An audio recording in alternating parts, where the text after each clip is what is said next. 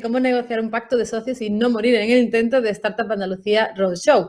Enseguida os dejo con Ricardo Torres, que es el ponente de hoy, pero antes estoy aquí para contaros qué es eso de Startup Andalucía Roadshow. Bueno, pues ni más ni menos que la mayor competición de startups de toda la región. ¿Qué es lo que persigue este programa? Pues localizaros a vosotras, a las mejores startups. ¿Para qué? Pues para apoyaros, daros visibilidad, para prepararos para crecer, escalar y convertiros en startups top. ¿Cómo lo conseguiremos? Bueno, pues se os conectará con inversores, se os dará acceso a instrumentos de financiación, se os acompañará a eventos internacionales de primer nivel y se os preparará para el escalado de vuestra startup. ¿Cómo podéis participar en esta Liga de las Startups Extraordinarias que nos gusta a nosotros llamar? Bueno, pues Startup Andalucía Roadshow está planteado como un talent show y como tal hay una fase de convocatoria, un casting, una academia y una gran final. Un segundito. A ver, que me están hablando por aquí. Ah, ¿no? Vale. Perdón. En fin, como estaba contando, ahora estamos en la fase de convocatoria, ¿vale? Es la fase en la que queremos llamaros a todas, en la que, perdón, la fase de convocatoria, es un llamamiento para que todas participéis, ¿vale? Y podéis inscribiros a través de la página web de startupandaluciaroadshow.es. Tenéis hasta el día 25, ¿vale? Muy importante porque ya queda poco, ¿vale? Poco tiempo, el día 25 sería el último día para que os podáis apuntar a este programa. En la página web tenéis tanto las bases de la convocatoria con toda la información como una pestaña, el formulario de inscripción, donde podéis apuntaros. ¿Cuáles son los requisitos que pedimos para que podáis participar? Bueno, pues obviamente que seáis una startup innovadora, la palabra lo dice, de una empresa de base tecnológica, que no tengáis más de 5 años de antigüedad, que vuestra sede esté situada en Andalucía, que vuestro modelo de negocio sea escalable, ya tengáis usuarios activos y también que al menos 2 miembros del equipo esté dedicado al proyecto de manera exclusiva, full time. Entre todas las que os presentéis será un casting, ¿vale? Entre todas. Pero no os preocupéis porque por el mero hecho de participar, ya tenéis acceso a mentorización, talleres, conferencias que harán crecer vuestro negocio y también mejorar vuestra candidatura. En esta candidatura, pues, se valorará la innovación, la ventaja competitiva, la viabilidad técnica y comercial y el equipo humano y vuestra experiencia. Como decía, por participar tenéis acceso a mentorización, ¿vale? Entonces, podréis mejorar esta inscripción y obtener una puntuación, pues, mejor, más alta, ¿no? Y esta puntuación habrá que sumarla a la puntuación que obtengáis en una competición provincial de Elevator Pitch. La suma de estas dos puntuaciones dará lugar a un ranking, ¿vale? Y las 32 mejor puntuadas pasarán a la academia. Una academia en la que habrá que darlo todo. Una academia donde estaréis en contacto con business angels, mentores de escuelas de negocio y donde se os capacitará para el escalado de vuestra startup. Serán 4 semanas muy intensas en las que se aprenderá en áreas de innovación, escalado y crecimiento, liderazgo y gestión y financiación. Por ejemplo, cosas que aprenderemos en esta academia, pues reconocimiento de oportunidades, análisis de la competencia, estrategias a corto y largo plazo, cómo abrir nuevos mercados, cómo retener el talento, gestionar equipos diversos, delegar en estructuras intermedias de mando, diseñar rondas de financiación, pactos de socio, como hoy vamos a tratar aquí, qué es eso de los préstamos participativos, etcétera, etcétera. Sin duda, todo temas interesantes para ayudaros a escalar vuestra startup, ¿no? Y bueno, ¿qué es lo que se evaluará en esta academia? Pues como decía, habría que darlo todo porque una de las cosas que se evaluará será el grado de aprovechamiento que demostréis durante el programa. Por supuesto, también la viabilidad técnica del proyecto. Pero, como decía, la actitud percibida durante el programa será también a tener en cuenta, ¿vale? También cosas, la asimilación de la metodología, la iniciativa que demostréis, el compromiso que tengáis con el proyecto, los avances logrados durante estas 4 semanas y también los entregables que tendréis que realizar durante el programa tipo Investors Deck, One Pager, materiales de comunicación, etcétera. Las 12 mejor puntuadas en la academia serán las que pasarán a la gran final. Serán 12, ¿vale? Que tendrán que batirse en duelo, ya en el duelo final, ante un jurado experto que será el que decidirá en base a la puntuación obtenida en esta gran final, en un elevator pitch ya por todo lo alto, más otra serie de criterios, las que decidirán quiénes serán las 5 finalistas, las 5 startups con mayor las 5 finalistas, no, perdón, las 5 ganadoras, ya, las 5 startups con mayor potencial de toda Andalucía. Como decía, pues se basarán en la puntuación obtenida en el elevator pitch, pero también en el modelo de negocio, en vuestra estrategia de crecimiento, el mercado, el equipo y en distintas métricas. Las 5 ganadoras, esto ya se sabrá en febrero del 2021, pues ya tendrán una agenda internacional súper interesante, tendrán acceso a eventos internacionales tipo Web Summit, South Summit y lo que la situación permita, encuentros one-to-one con Venture Capitalists, formación en internacionalización, etcétera. Y bueno, por si... ¿Qué más os puedo contar? Que Startup Andalucía Roadshow es posible gracias a que la Consejería de Transformación Económica, Industria, Conocimiento y Universidades, así como de la Junta de Andalucía, así como las cámaras de Andalucía, lo han hecho posible. Llevan trabajando mucho tiempo para montar todo esto y ayudar a las startups andaluzas a crecer, a darles visibilidad y a convertirlas en scale-up. También comentaros que durante este mes también podéis seguir apuntando a estos talleres, ¿vale? Que son gratuitos gracias a que cuentan con la cofinanciación de fondos FEDER a través del programa InnoCámara. Y poco más, eso, que tenéis hasta el día 25, no lo olvidéis, que ya queda poco. Y no lo dejéis para el último día, que luego ya sabéis lo que pasa, nos pilla el toro. Y ahora sí, os dejo con el taller Cómo negociar un pacto de socios sin no morir en el intento, de aquí mi compañero Ricardo Torres, que lo conozco bien, bueno, bien, lo conozco, porque es el abogado de Z1, ¿vale? Del estudio donde yo trabajo. Y bueno, él pues ha sido nombrado como el abogado número 1 de startups según el referente y bueno, es un socio de ACO de abogados y especializado en Venture Capital y en el sector tecnológico en general. Así que nada, Ricardo, deslúmbranos con tu sabiduría. Pues muchas gracias, Clarisa, por tu introducción. Gracias, Andalucía Roadshow, al Consejo Andaluz de Cámaras y a la Junta de Andalucía por dejarme participar y tener la oportunidad de dirigirme a vosotros y, por supuesto, gracias a todos vosotros por vuestra asistencia, porque sin ella esto no tendría sentido. Bueno, vamos a ir entonces al lío. Gracias, Clarisa. Voy a compartir pantalla. Espero que se vea. Como al final hay un turno de preguntas, si alguien tiene alguna pregunta la puede dejar para el final. Si realmente la pregunta es importante y no va a interrumpir, pues siempre tenéis el chat, ¿no? Me da igual, yo soy muy flexible y lo podemos hacer como queráis. Aunque se ha titulado Cómo no morir en el intento a la hora de negociar un pacto de socios, yo lo he retitulado Operaciones de capital privado y pacto de socios. Incluirá la parte de no morir en el intento, que irá más hacia el final, pero he recapitulado varias cosas. Voy a intentar no ser muy técnico, porque creo que tampoco es el foro para ser técnico, aunque hay algunas cuestiones mínimas de tecnicismos que tendremos que ver. Vamos a ir al lío y empezamos. El derecho a la innovación, eso que veis ahí es el Google Campus de Mountain View, en California, y lo que vamos a ver hoy es cómo Google ha conseguido llegar a ser lo que es. La pregunta que nos deberíamos hacer es cómo Google ha conseguido ese campus, que para los que no hayan ido es absolutamente espectacular y fascinante, y en la foto de hecho no se ve ni la mitad de lo que es en realidad el campus, y no se ve ni siquiera su sede de San Francisco, que es mucho más grande, ¿no? Bueno, ¿por qué hemos llegado hasta aquí? ¿Cómo?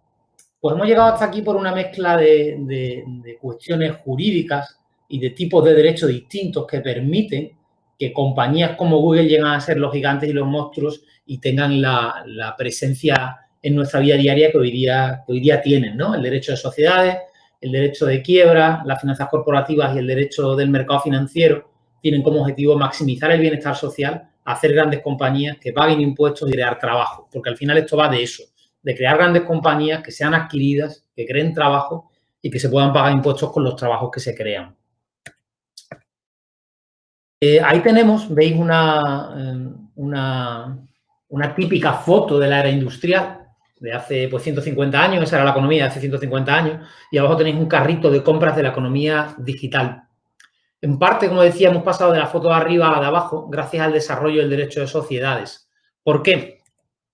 Porque el derecho de sociedades o la sociedad o la corporación es uno de los inventos más grandes de la historia, porque permite aglutinar capital y que los socios no sean responsables de las deudas que ese capital o que esa empresa, que esa sociedad, que esa corporación genera. No entro en los tecnicismos que vienen en la imagen. Lo importante es un gran invento y las sociedades suponen o han creado una nueva manera de concebir los negocios que para vosotros que tenéis compañías emergentes es lo más importante, porque al final vosotros lo que vais a pretender es que esa compañía escale, se pueda vender en el mercado y tenga un retorno, como decía, que maximice el bienestar social. ¿En qué se concreta esto? Pues al final esto se concreta como hace Ferran Adriano, que deconstruye la tortilla, deconstruye ahí el derecho de sociedades, o en este caso Robert Jackson, que es un profesor de Columbia y que ahora está en la SEC. ¿Y qué es lo que hacemos? Bueno, pues dividimos una compañía, tiene dos tipos de manera de financiarse, el equity, las acciones, y la deuda. Ahí lo que veis en la imagen, y evito tecnicismos, es la diferencia. Puedo emitir acciones o puedo levantar deuda, y hay una gran diferencia. La mayoría de las startups se financian, como no pueden acceder a los mercados de deuda, levantando capital o haciendo ampliaciones de capital. Es lo que llamamos una ronda de financiación, que imagino que es a lo que muchos aspiraréis en vuestras compañías. Voy a hacer ahora un viaje en el tiempo y me voy a meter al inicio de lo que llamamos el capital privado. Es decir, si un amigo mío y yo queremos montar una compañía, podrá ser más o menos tecnológica, más o menos innovadora, no importa. Si quiero levantar una compañía, al final, como acabo de decir, puedo ir a un banco que me deje el dinero, el banco me pedirá garantía, iniciar mi proyecto. Puedo ir a mi padre que me deje el dinero, que me dirá o no garantías, iniciar el proyecto y ya veremos.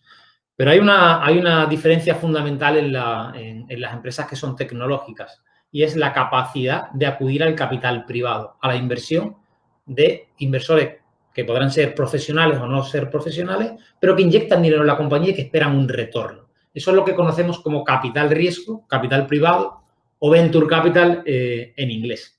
Pero vamos a contar esta historia. Vamos a contar la historia de la industria de las ballenas, Moby Dick. Los que hayáis leído Moby Dick, sabéis que Moby Dick cuenta la historia de un ballenero en el siglo XIX, en el que el autor se enroló cuando era joven y, bueno, cuenta cómo funcionaba, aparte de ser una gran obra literaria, cuenta cómo funcionaba esta industria. ¿Cómo funcionaba esta industria? En el siglo XIX, previa a lo que conocemos hoy día como la luz eléctrica, los candiles se iluminaban, esto es una prehistoria, pero los candiles se iluminaban con aceite de ballena. Se podrían iluminar con una serie de combustibles, de fósiles, pero el mejor, el que tenía más luminiscencia, era el aceite de ballena. El aceite de ballena solo se puede conseguir, evidentemente, del interior de una ballena. También servía el aceite de ballena para lubricar en toda la economía industrial del siglo XIX, para lubricar la maquinaria. Ahí tenemos, además, unos operarios, ¿no?, refinando aceite de ballena y tenemos varios anuncios de cómo se vendía el aceite de ballena, lo importante que era en esa época el aceite de ballena. Una única ballena contenía 25 barriles de aceite de ballena, incluso a veces 85. ¿Pero qué sucedía? Que, bueno, ¿qué retorno daba esos 85, esos 25 y 85 barriles? Pues el retorno que ofrecía en el siglo XIX era de 100.000 euros. Cada ballena podía costar unos 100.000 dólares en realidad. 100.000 dólares en el mercado. Se podría vender su aceite por 100.000 dólares. Esos son 300 millones de euros de hoy día. Ya eso nos está diciendo algo del aceite de ballena en su época.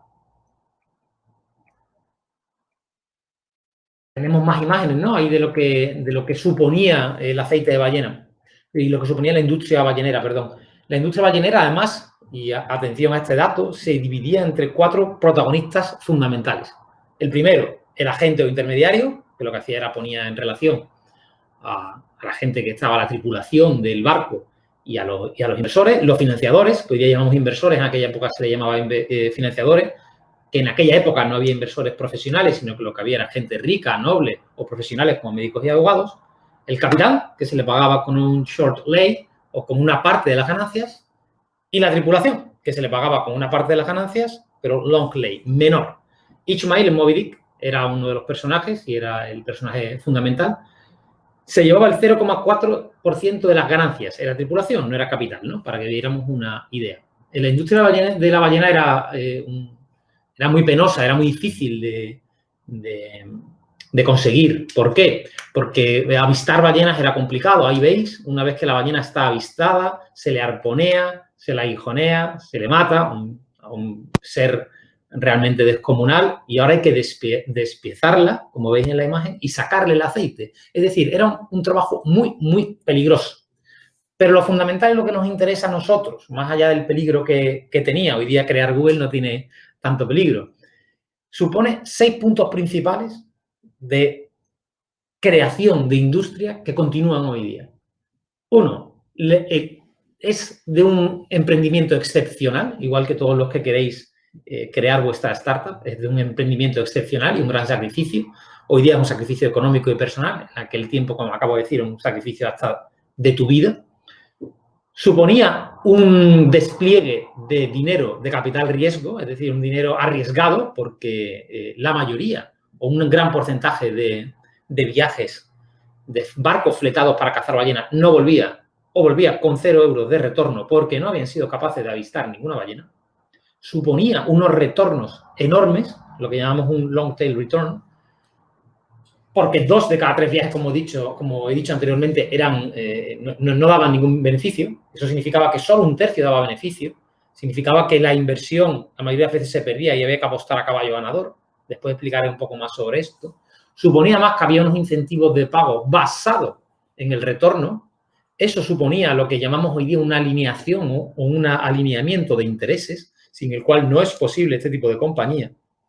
Y suponía, y esto tiene su importancia, una protección para el downside, llamamos el downside a la parte mala de una inversión, es decir, protegerte en el caso de que la inversión no vaya bien por parte de los inversores.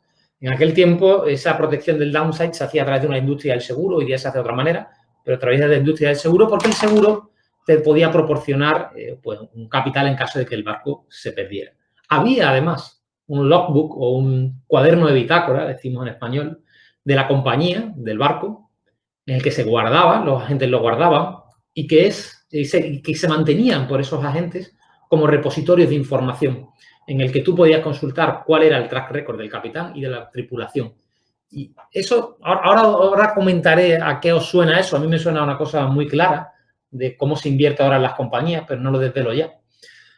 Esos 6 puntos principales son los que el feature principal de la industria ballenera.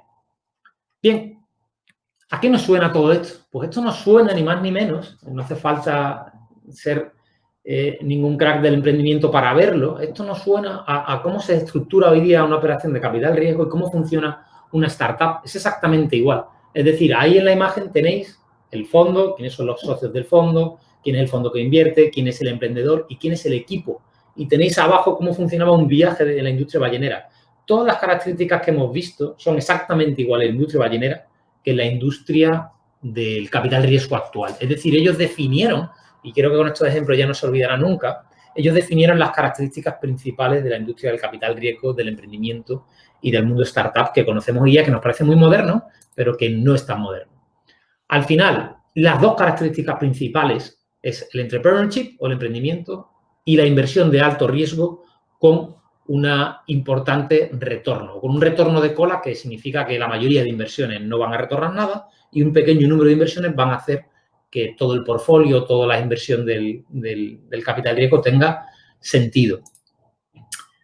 ¿Qué decía yo antes del repositorio? El logbook, ese cuaderno de bitácora. Ese cuaderno de bitácora hoy día cumpliría una función de lo que llamamos una due diligence o una revisión. Es decir, si un inversor quiere invertir en la compañía, pongo al burro por delante, de Ricardo Torres, y no me conoce, querrá conocerme, por supuesto, pero querrá saber qué es lo que he hecho yo hasta ahora. Y me hará entonces en la compañía una revisión de la compañía. Mirará mis libros, mis actas, todos los contratos, querrá saber si yo he hecho las cosas bien, si he hecho las cosas mal y si el inversor tiene algún tipo de riesgo a la hora de invertir. Pues eso es una due diligence.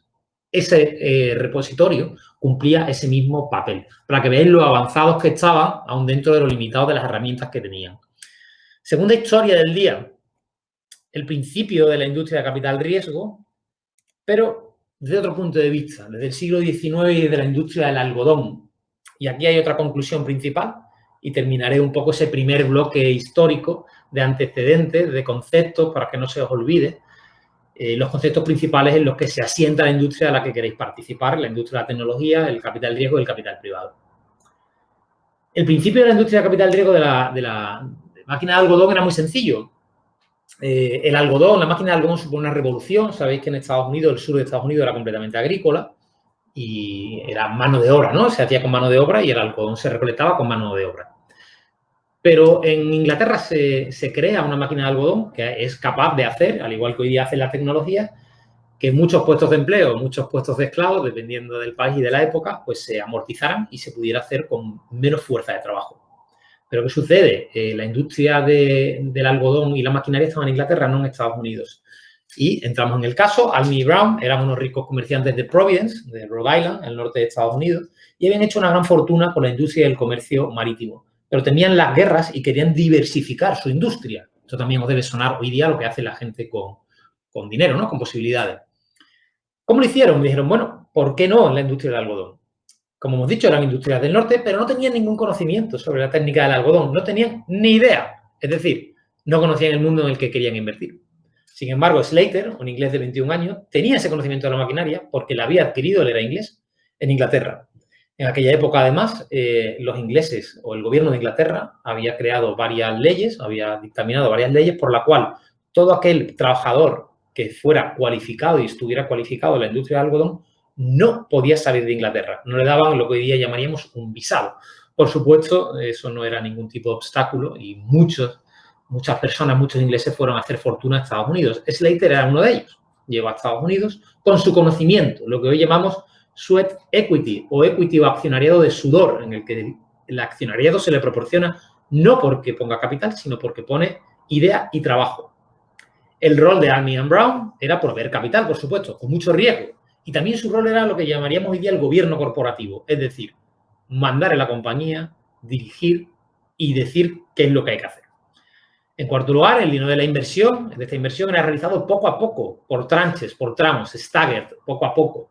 En quinto lugar, estos señores dijeron, vamos a repartirnos la propiedad del 50% y también los beneficios. Y eso sí, se requería que, Almy no, es un error, se requería que Slater tuviera dedicación completa a la compañía. Y finalmente, los cash flows eran netos, con lo que llamaríamos una deducción o un hurdle rate de gastos. Es decir, que los gastos se deducían de los beneficios. Bien, esto suponía, al final, ahí tenéis, por cierto, una foto de la empresa que continúa hoy día, esa empresa continúa hoy día. Eso suponía al final que todos esos condicionantes que hemos visto, que también nos suenan a la moderna industria del capital riesgo, vuelvo a la diapositiva anterior, esa parte del sweat equity, de proveer capital, de gobierno corporativo, de repartirse las ganancias y de que el inversor no conozca absolutamente nada o casi nada de la industria en la que va a invertir, son también hoy características muy fundamentales o principales de las startups. Ese que tenéis ahí es uno de los primeros pactos de socios. En aquel entonces tenían 2 folios. Hoy os puedo asegurar que son bastante más voluminosos. Y lo que hacía es traducir simplemente lo que yo acabo de decir. Es decir, este contrato, lo que decía, nos repartimos la propiedad, tú trabajas, yo proveo de capital, yo mando, tú diriges el día a día porque opera la maquinaria y nos vamos a repartir las ganancias, que es lo que hace, al fin y al cabo, un pacto de socios. Este es uno de los primeros shareholder agreements o pacto de socios, CHA, que decimos en la profesión, de la historia del venture capital. Ahí lo tenéis extractado. Tiene testigos incluso, ¿no? Porque es muy típico de la práctica anglosajona que los contratos se firmen con testigos y ahí están los 3 intervinientes en la industria del algodón. Si alguno me quiere preguntar cómo fue esa industria, cómo fue esa empresa, pues fue excepcionalmente bien. Cerramos la parte histórica, damos un salto enorme a 2020. Todo lo que hemos contado en el siglo XIX es exactamente igual que ahora, o muy parecido. Cambia la técnica, porque la técnica ha avanzado, el derecho ha avanzado, las finanzas se han hecho más sofisticadas, todo se ha hecho más sofisticado, pero el núcleo, el core, el building block es exactamente el mismo. Esas compañías que veis ahí, en este caso SpaceX, se ha financiado con las mismas características que el algodón en su momento o que la industria ballenera en su momento. SpaceX habrá levantado aproximadamente entre 4 y 6 billones de euros de capital privado. Capital privado significa que no proviene del mercado público de capitales y que no viene del ahorro público. Es decir, que las empresas no están cotizadas, las empresas que captan esos fondos no están cotizadas en bolsa. Ahí vemos además lo que ha supuesto ese gráfico de la consultora, no me acuerdo ahora mismo del nombre, ahora me saldrá, de la consultora estadounidense que establece todos los años Gartner.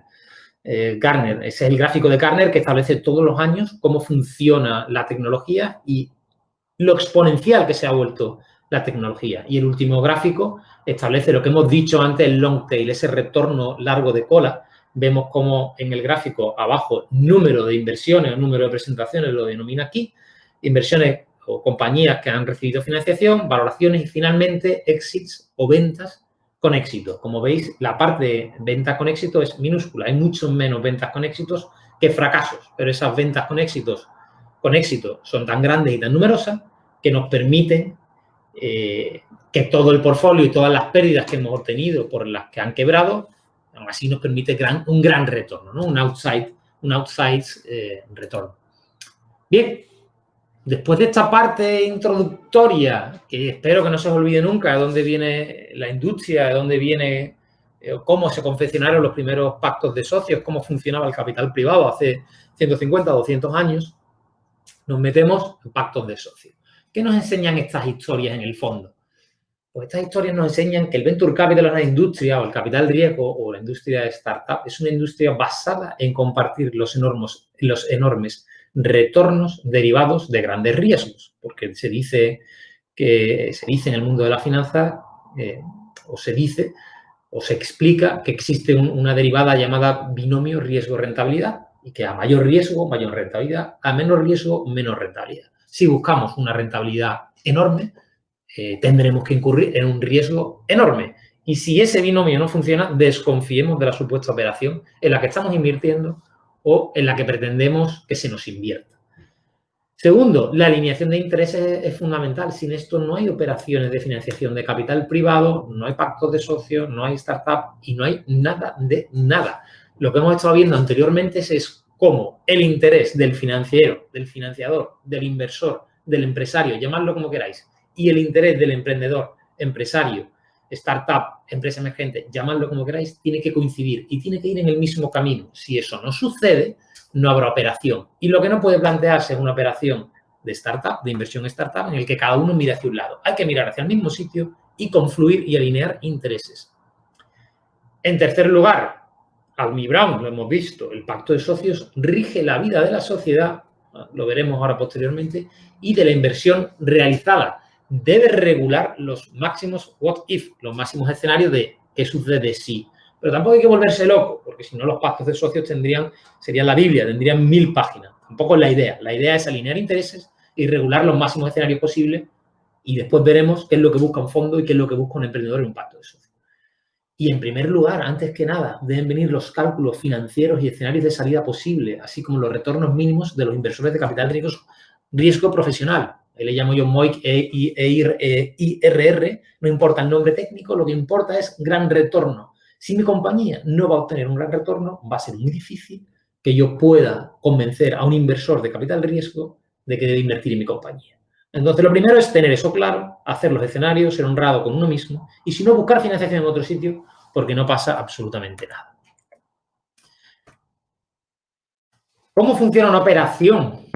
Es decir, un pacto de socios lo que supone es que hay socios. Para que haya socios, tiene que haber un instrumento financiero que termine determinando que haya acciones y que el señor que invierte y el señor de la startup terminan siendo socios. Si no, será otro acuerdo, pero no será un pacto de socios.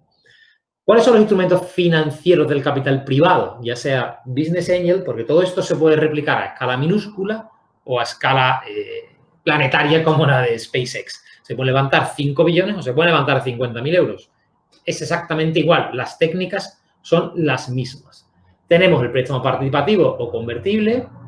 Participativo o convertible no es lo mismo. Puede ser convertible y no participativo y participativo y no convertible. Participativo significa que participa de una u otra manera en las ganancias de capital y convertible que terminará convirtiendo en capital. Y ahí lo dejo porque puede haber muchísimos modelos y muchísimos escenarios entre uno y otro. Baste saber que un préstamo normalmente será convertible. Si quiero buscar inversión en la industria del capital riesgo y la tecnología, porque el dinero está en tener acciones y no tener deuda, como he explicado al principio, y hay un retorno más grande en las acciones que la deuda, pero podrán no convertir. Tenemos el Venture Debt, que este es deuda profesional de capital riesgo, más un warrant, una opción de compra de acciones no convertible. Tenemos el equity, la ronda de financiación, que es el que más os suena y en el que nos vamos a centrar fundamentalmente hoy. Y tenemos el SAFE, que son las iniciales o el acrónimo en inglés de Simple Agreement for Future Equity, o acuerdo sencillo para una futura ampliación de capital. Este solo se da en Estados Unidos, aunque ha habido, en Portugal lo he visto, y ha habido varias intentonas de atraerlo al derecho español con la dificultad que eso tiene.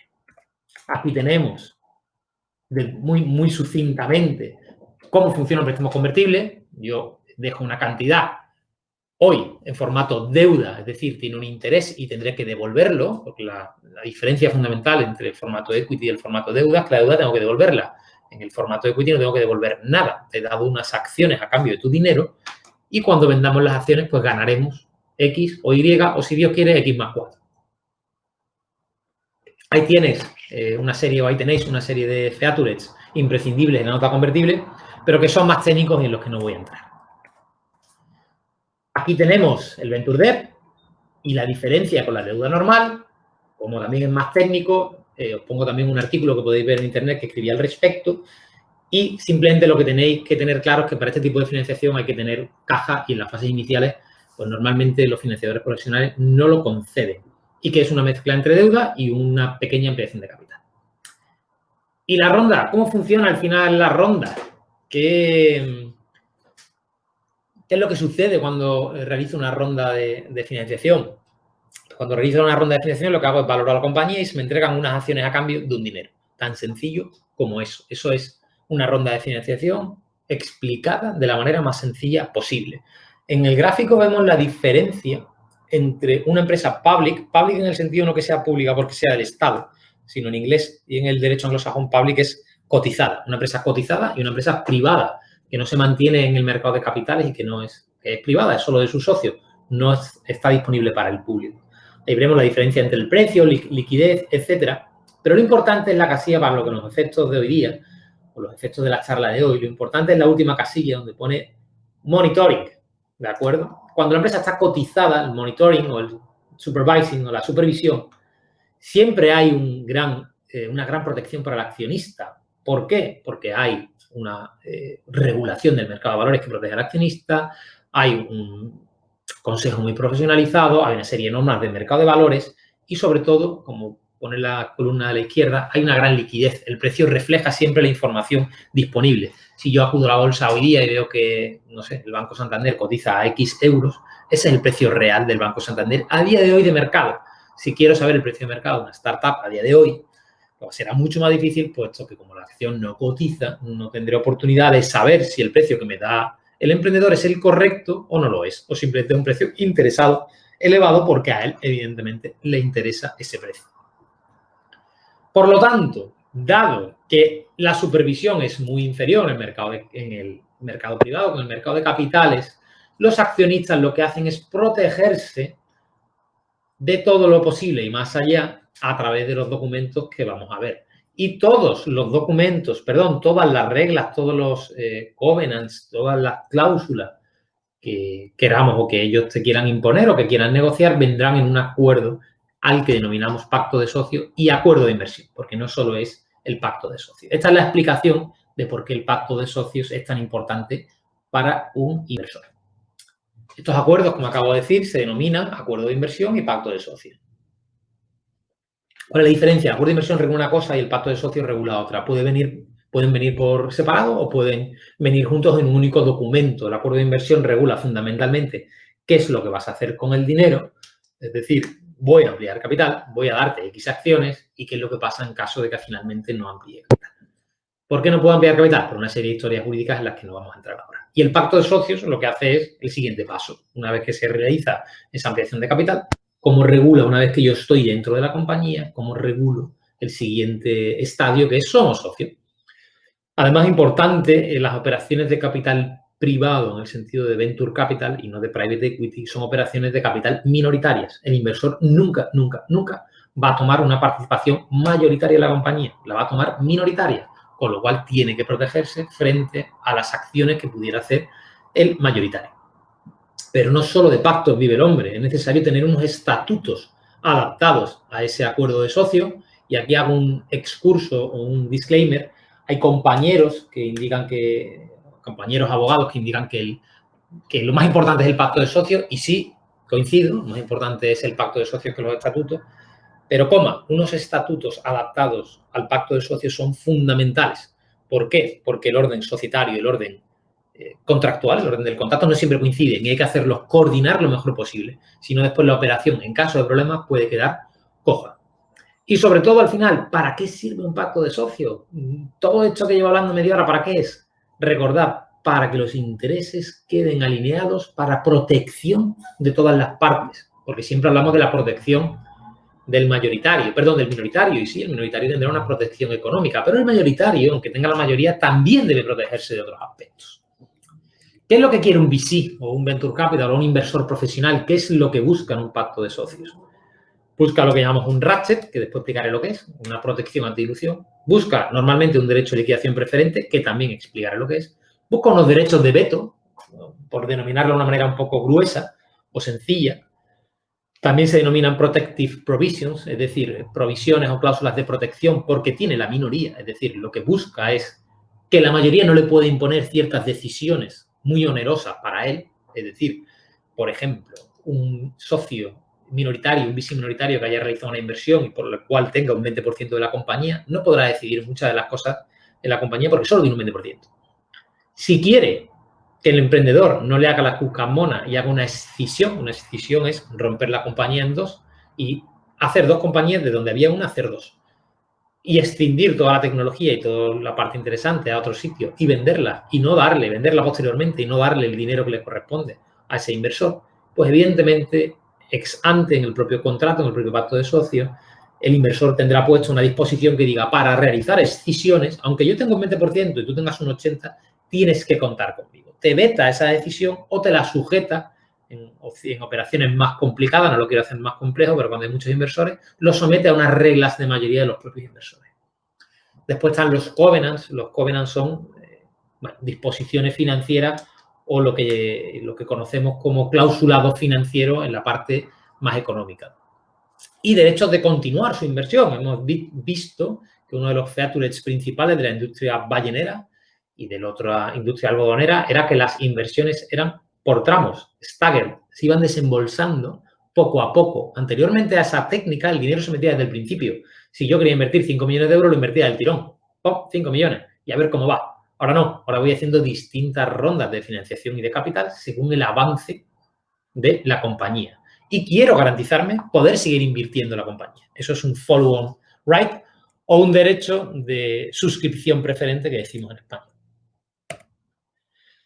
No confundir con el derecho de suscripción preferente legal únicamente del 304, esto va de la ley de sociedad de capital, va más allá. ¿Qué quiere además? ¿Qué sigue queriendo un Venture Capital en un pacto de socios? Pues quiere controlar su salida, porque como es un socio minoritario, estaría a expensas del mayoritario y de la salida que le quiera dar al mayoritario. Y recordad, una operación de capital privado es una operación financiera. Se invierte para desinvertir en el futuro. No es una operación industrial en la que puedo comprar una compañía o invertir por sinergias y para que a mí, en mi compañía grande o en mi otra compañía, me retorne de una u otra manera el capital que he invertido, pero en la compañía grande, es decir, en la que adquiere, porque puedo obtener una red de distribución más grande, por cualquier tipo de sinergia comercial. No va por ahí. Esto es una operación financiera en la que entra un precio por acción, me lo invento, de 3, y quiero salir al precio por acción más alto que pueda. Si puede ser de 3.000, mejor. Si es solo de 5, pues de 5. Pero es una operación exclusivamente financiera.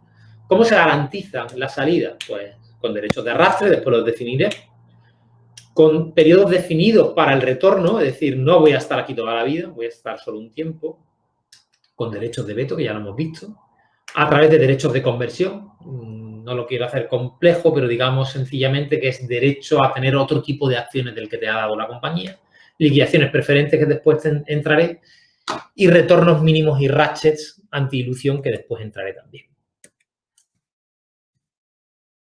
Objetivos, al final. ¿Cuáles son los objetivos de un fondo de capital de riesgo, de un VC, de un inversor profesional, pequeño, grande o mediano? ¿Qué buscan? Tener el control adecuado, mitigar el riesgo financiero y maximizar las expectativas de un éxito positivo, de un mayor retorno.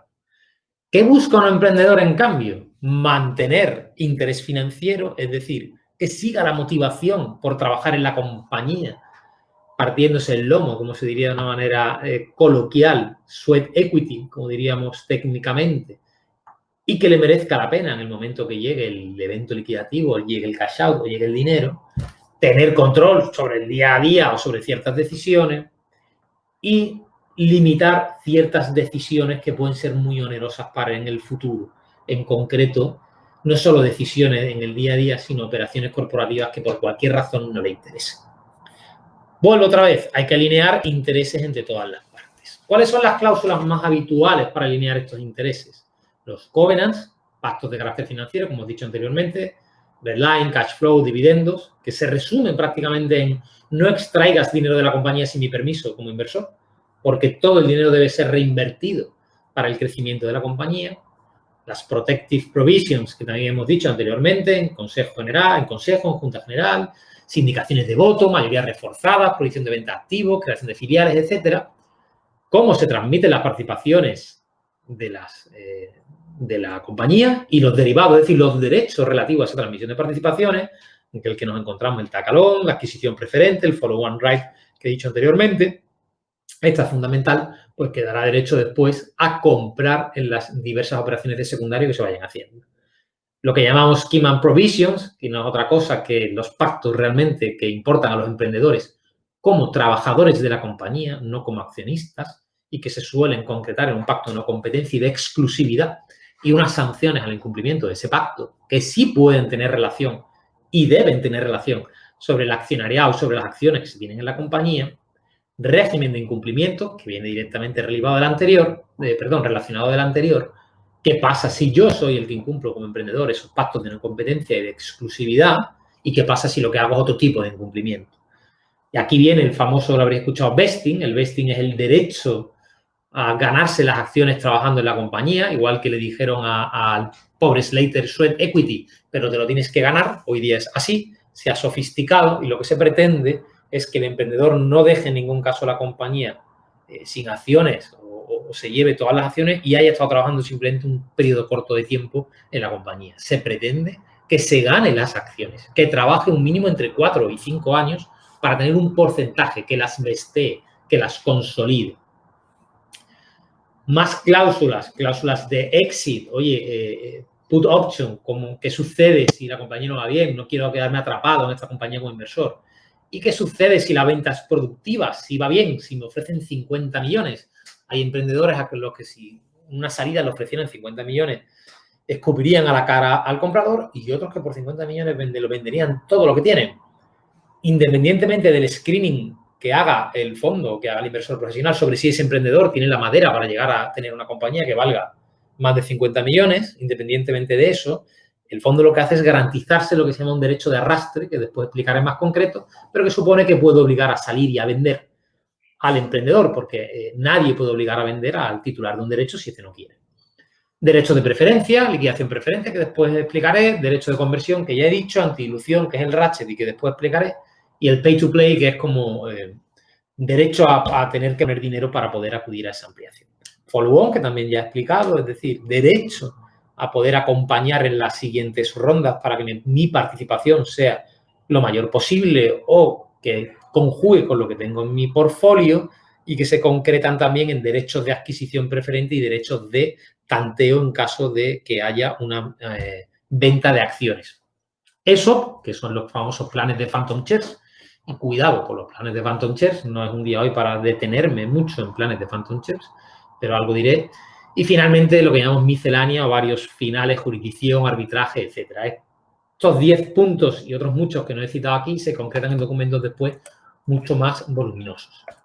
Lo único que voy a decir de Phantom Shares es cuánto porcentaje de Phantom Shares tengo que emitir en pre-money y en post-money en cada ronda. Esto es un poco más técnico, pero si os doy un consejo, no emitáis planes de Phantom Shares o de Stock Options, que para efectos económicos es exactamente lo mismo, como locos, sino hacerlo con un criterio económico y no más de un porcentaje por ronda, aproximadamente el 5% máximo por ronda de financiación. Y no lo hagáis en etapas muy iniciales porque os vais a diluir sin sentido o con un sentido que no lo tiene. Hacedlo cuando el inversor os lo exija y negociar que sea lo menos oneroso y dilutivo posible, que es lo que llamo yo ahí post-money.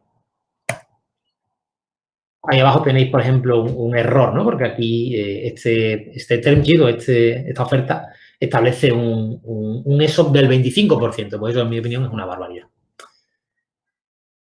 Aquí viene el famoso ratchet. El ratchet tiene un sentido distinto en capital riesgo si es private equity a si es venture capital. Como no estamos hablando hoy de private equity, no hablo de qué significa en caso de private equity y sí qué significa en caso de venture capital. En caso de venture capital, un ratchet es una protección antidilución en caso de que se vuelva a levantar capital a una valoración inferior a la valoración a la que yo le di al inversor en la que entró. Por ejemplo, si hoy cierro una ronda de inversión a un precio, valoración pre-money de la compañía de 1 millón y he levantado, me invento también, medio millón de euros, la valoración post-money de la compañía será 1,5 millones de euros. Si resulta que vuelvo a levantar capital con una valoración de 500.000 euros, la compañía ha perdido valor. Entonces el inversor de la ronda anterior me dirá, tú tienes que compensarme, emprendedor, por la minoración de valor que ha sufrido la compañía, porque me voy a volver a diluir sin, además, con un precio de acción más bajo al que yo entré. Entonces solicito que me des un número de acciones. Hay 3 técnicas muy complejas que se concretan en unas fórmulas en las que no entraré por ser excesivamente técnicas, pero sí baste saber que el full ratchet es la manera de calcular esa antidilución más favorable para el inversor y el narrow es el más favorable para el emprendedor. Y entre medias tenemos el blow. Esta cláusula es muy habitual en inversores institucionales, es decir, en fondos profesionales de capital riesgo. Vesting, que antes expliqué. ¿Cuáles son las condiciones habituales del vesting? La cláusula típica de vesting, pues la tenéis ahí, un año de cliff o un año en el que ya se consolida una parte. Un cliff significa que ya tengo una parte consolidada. 4 años de consolidación, un tiempo en el que no puedo transmitir acciones que se llaman lock-up y después una salida, que ya también he explicado anteriormente, en good leaver o un bad leaver provision, de si realmente yo termino saliendo de la compañía por culpa mía o porque me echan, me podré haber consolidado más o menos acciones según dichos casos. Recordad que al final vesting lo que supone es ganarse las acciones con el paso del tiempo y el trabajo en la compañía. Hay clausulado más estándar para fundadores y emprendedores y otro clausulado para trabajadores que queramos atraer con ese ESOP o con esas phantom shares o con esas opciones sobre acciones. Todo lo que yo he dicho hasta ahora, o casi todo, sirve para cualquier tipo de ronda, sea una ronda inicial triple F o sea una ronda serie A. Lo que supone, o la diferencia entre la serie A y la ronda inicial, aparte de que evidentemente cambian los números, cambia el montante económico y hay cierto clausulado que un triple F o un business angel no te va a interponer y un serie A sí o un fondo de serie A sí. Aparte de eso, solo hay 2 cláusulas fundamentales que, digamos, forman parte de las funciones principales de los fondos institucionales o fondos de capital riesgo, ya sean serie A o en serie SIP, que son la protección antidilución, como hemos visto anteriormente, el vesting y la que entraremos ahora después, la liquidación preferente. No voy a entrar mucho en el tacalón y el dracalón, solo deciros que el tacalón son, simplemente adelanta si hay un evento de liquidez de la compañía, si alguien quiere vender acciones rápido de la compañía, por lo que sea, que todos los socios tienen derecho a participar de esa venta. Hay muchas maneras de coordinarlo y lo que sirve, oye, que nadie salga antes que yo de la compañía que he invertido pues más cantidad que el que quiere vender, ¿no? Vamos a hacerlo sencillo.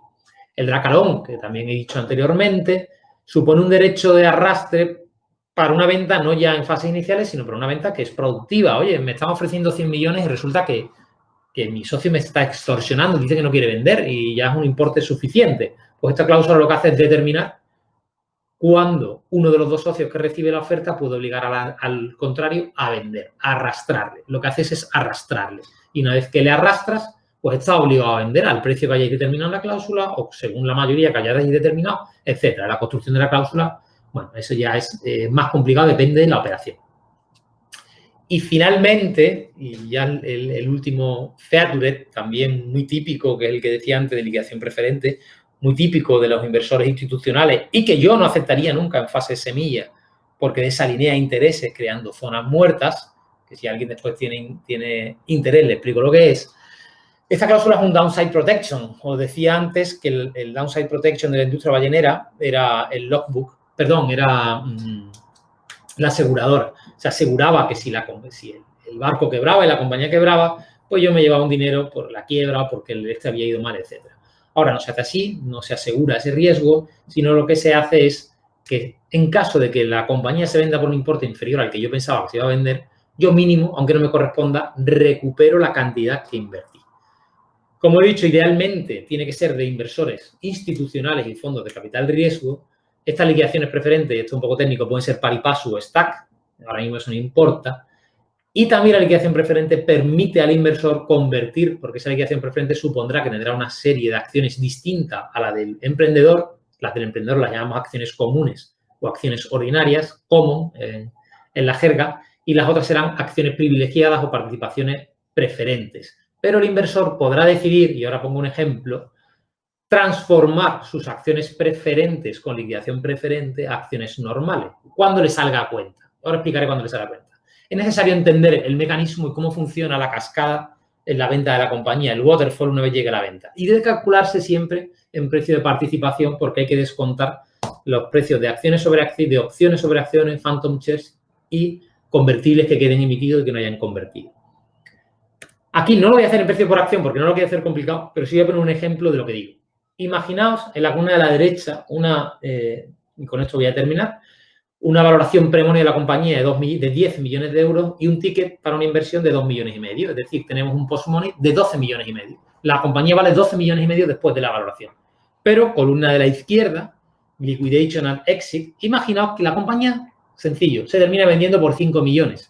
Y resulta que este inversor tenía una liquidación preferente.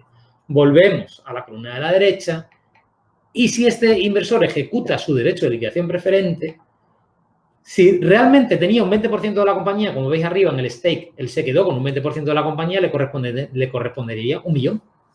5 millones, 20%. Pero no es así. Él lo que hace es ejecutar su derecho de liquidación preferente, salta ese trigger y lo que hace es que se lleva el dinero que puso. Es decir, 2 millones y medio. La liquidación preferente puede ser por múltiplo, puede ser participativa. El ejemplo sencillo, el ordinario. Es decir, yo me llevo lo que invertí. Y el resto se reparte a prorrata entre el resto de inversores. Entonces, en este ejemplo, estos señores se llevarían 2 millones y medio, estos inversores, y los emprendedores o el resto de accionistas se llevarían otros 2 millones y medio.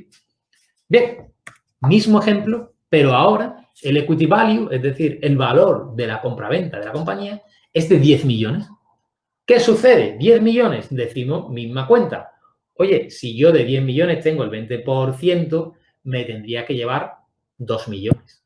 No me interesa llevarme 2 millones. Tengo mi liquidación preferente. Pues, mismo ejemplo. Cojo 2 millones y medio y el resto, que son 7 millones y medio, se repartirán entre el resto de accionistas. Bien, hasta aquí todo correcto. Pongamos ahora una salida a 13 millones. Último ejemplo. La compañía se vende por 13 millones de euros. Y tengo la opción, como he dicho anteriormente, puedo convertir a común, que es tener mi porcentaje, o ejecutar mi liquidación preferente. Ejecuto mi liquidación preferente. ¿Cuánto me llevaba? 2 millones y medio, ya lo sabemos lo que puse. Pero hagamos la cuenta, y es la casilla que veis en rojo, Total EV for No LP. ¿Cuánto es el 20% de 13 millones? Ah, amigo, es 2.600.000 euros. Al fondo no le interesa ejecutar su liquidación preferente. ¿Qué es lo que hará? Dirá, renuncio a mi liquidación preferente, transformo, convierto mis acciones en acciones ordinarias y me llevaré mi 20% y mis 2.600.000, que es lo que me quiero llevar, que es más que 2 millones y medio. Mismo ejemplo a 20 millones y lo tenemos al final 4 millones. ¿Cuándo es el momento en el que se invierte esa tendencia? Pues vuelvo, lo tenemos aquí. El importe realmente en el que se invierte la tendencia es la salida a 10 millones. En la salida a 10 millones, él se lleva siempre 2 millones y medio. Toda salida superior a 10 millones será determinante para que el inversor profesional convierta sus acciones a common y no ejecute su liquidación preferente. Y con esto pues termino la presentación. Muchas gracias y quedo un poco a vuestra disposición si queréis hacer alguna pregunta o lo que necesitéis. Así que muchísimas gracias por vuestro tiempo.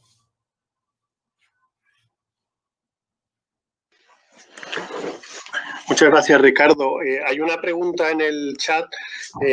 ¿Te piden alguna recomendación de algún libro sobre el tema?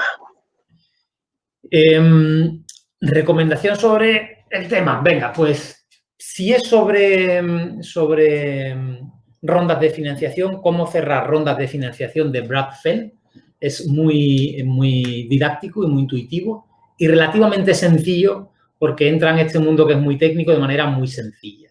Si es de finanzas de emprendimiento, recomiendo este lo hay en versión en castellano y en versión en inglés.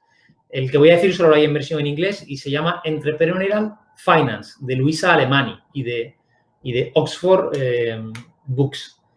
Y un tercero que a mí me gusta bastante y que creo que también es muy interesante, aunque es más jurídico, es Venture Capital Deal Terms. Ese solo habla de clausulado típico de operaciones de Venture Capital.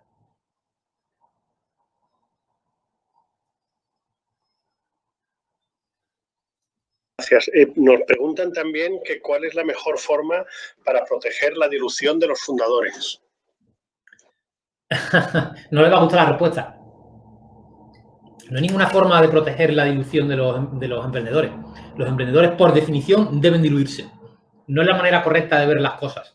Recordad lo que llevo diciendo en toda la sesión. Alinear intereses. ¿Cómo alineo intereses? Ningún en Venture Capital, no en Private Equity. Ningún fondo de capital riesgo te va a permitir que no te diluyas. Hay otras fórmulas. Primero, obtener rendimientos en base a acciones por performance. Lo he hecho muy bien. Y en lugar de llegar a mi business plan, he llegado a mi business plan más 50%. Tengo derecho a más acciones, ya sea en modo Phantoms o en modo stock. Y la fundamental, revalorizar la compañía. Lo que la gente no termina de entender que esto no va de no diluirse, sino que la alineación de intereses es que el pastel se haga más grande. Si el pastel vale 10 millones y yo tengo 4 trozos, el 40%, 4 trozos, mi trozo de pastel vale 4 millones. Si el mismo pastel vale 100 millones, aunque yo siga teniendo 4 trozos, vale 400 millones. Si resulta que yo aumento el pastel entre uno y otro, perdón, aumento no, voy vendiendo tarta o lo divido, ¿no? El pastel lo voy haciendo con más trozos y mis 4 trozos iniciales son 2, que es el efecto dilución, lo importante no será que yo tenga más trozos, sino cuánto vale cada trozo. Si el trozo, decíamos finalmente que vale 100 millones de euros y yo tengo 4 trozos de lo que valía antes 10, pues ahora 2 trozos de 100, ¿cuánto es? Mucho más que 4 de 10. Pues esa es la clave. Es decir, revalorizar la compañía y venderla por lo máximo posible. No diluirse. No diluirse, hombre, no hay que diluirse en exceso.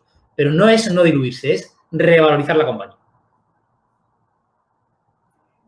Otra pregunta. ¿Nos puedes dar más detalles sobre las dead zones que hablabas en la liquidación preferente? Sí.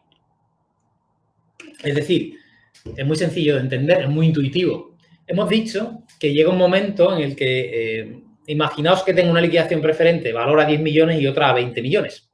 ¿De acuerdo? Eso significa que cuando la valoración o la salida sea inferior a 20 millones, la liquidación preferente de 20 millones saltará y él se llevará su importe.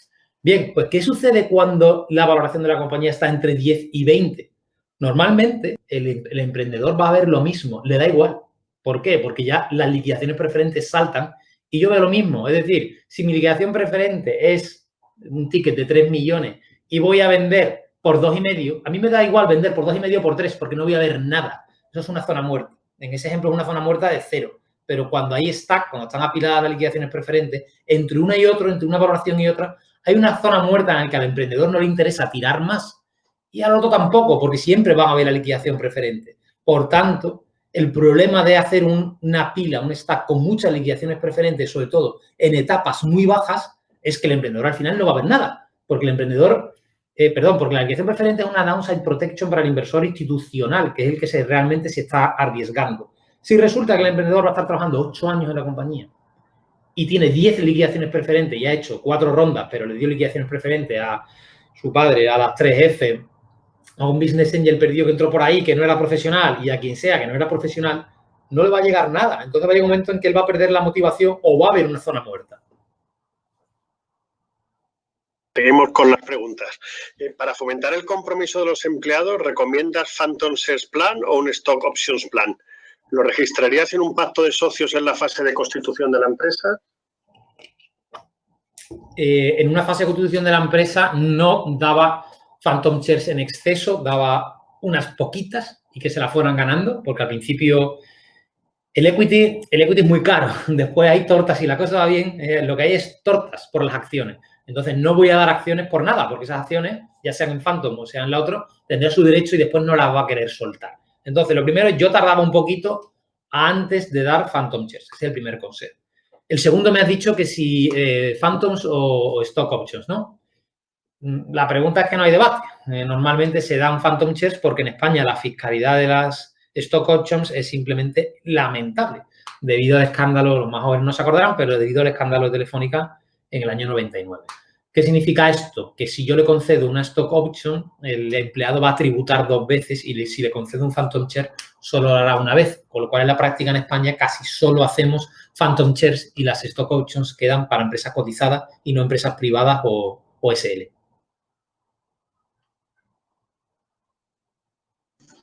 Bueno, pues parece que ya no hay más preguntas. Muy bien, pues muchísimas gracias por vuestra atención y nada, gracias a todos los asistentes por aguantarme.